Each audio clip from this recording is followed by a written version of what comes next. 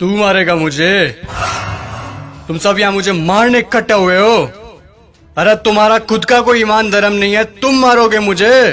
और एक बात बता, पिछले साल तो कोई और आया था मारने मुझे, इस बार वो नहीं आया? वो लाल साल वादा पूरा कोनी करिया सा तो हम की मैं आया हूँ सा। तुम सब अंदर से एक जैसे के जैसे हो। ठीक भीड़ इकट्ठी हुई है मुझे मारने के लिए आज। मैं माता सीता को लेकर गया था, इसीलिए मारने के लिए इकट्ठे हुए ना तुम सब आज। हाँ, मैं मानता हूं मेरी गलती, लेकिन माता सीता को किसी कारागृह में नहीं, सबसे उत्तम वाटिका थी उसमें रखा था मैंने। और हाथ लगाना तो दूर, गलत नजर से देखा तक नहीं था मैंने माता सीता को।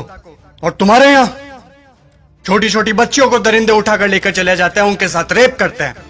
उनको तो तुमने कभी ऐसे इकट्ठा होकर जलाया नहीं। वो दरिंदे क्यों खुलेआम घूम रहे हैं आज भी, मुझे ये बताओ।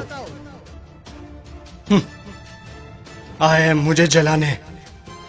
अब चोटे तू बता। मैं तो सभी वेद और ग्रंथों का ज्ञाता हूं, तूने कौन सी वेद ग्रंथ या पुस्तक पढ़ी है, मुझे ये बता। पांचवी फेल मेरे समक्ष बोलेगा तू? चुपचाप खड़ा रह तू। देख, मुझे ना केवल संगीत का शौक है, बल्कि सभी रागों का, सुरों का और वाद्य यंत्रों का ज्ञान भी है। तुझे क्या ज्ञान है वाद्य यंत्रों के बारे में? ये मारने आया है मुझे। अब तुम लोग सुनो, मेरे जैसा महादेव का भक्त ना तो कोई हुआ है, ना मेरे जैसा महादेव की भक्ति किसी ने की है। और तुम लोग, तुम्हारा भी कोई जमीर नहीं है। भगवान पलटते समय नहीं लेते तुम। काम हुआ तो ठीक, तो चलो महादेव के पास, हुए तो चलो महादेव के, नहीं हुए तो चलो इस बार बालाजी के चलते हैं। क्या हुआ? गुस्सा आ रहा है मेरे ऊपर? तुम लोग मेरे बारे में क्या सोचते हो मुझे कुछ फर्क नहीं पड़ता, लेकिन एक बात कान खोल के सुन लो, मैं चाहे कैसा भी हूं, लेकिन तुम्हारी इस मंत्री जैसा कदापि नहीं हूं मैं। मेरे राजपाट में जनता प्रसन्न रहती थी, खुश रखता था मैं उन्हें। इसकी तरह पटाखों की चोरी कभी नहीं की मैंने।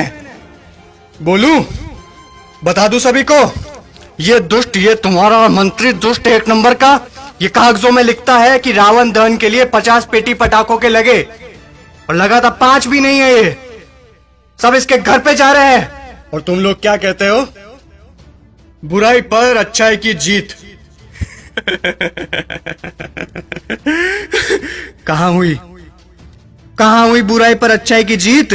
जब तक तुम्हारे मन में चोरी, गद्दारी, लालच, वासना, द्वेष, अहंकार जैसी भावनाएं जीवित है, बुराई कैसे मरेगी?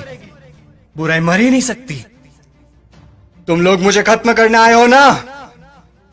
अरे मेरा खात्मा तो मेरा अहंकार कभी कर चुका।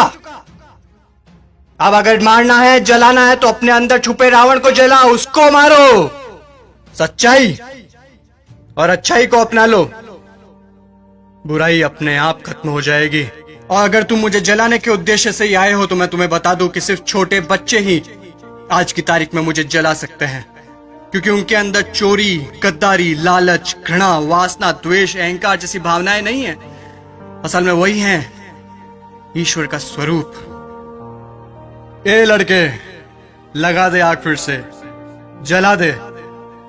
अगले साल फिर आऊंगा मैं जलने के लिए, लेकिन अगले साल मैं देखूंगा कि आप लोगों ने अपने अंदर के रावण जलाए हैं या नहीं।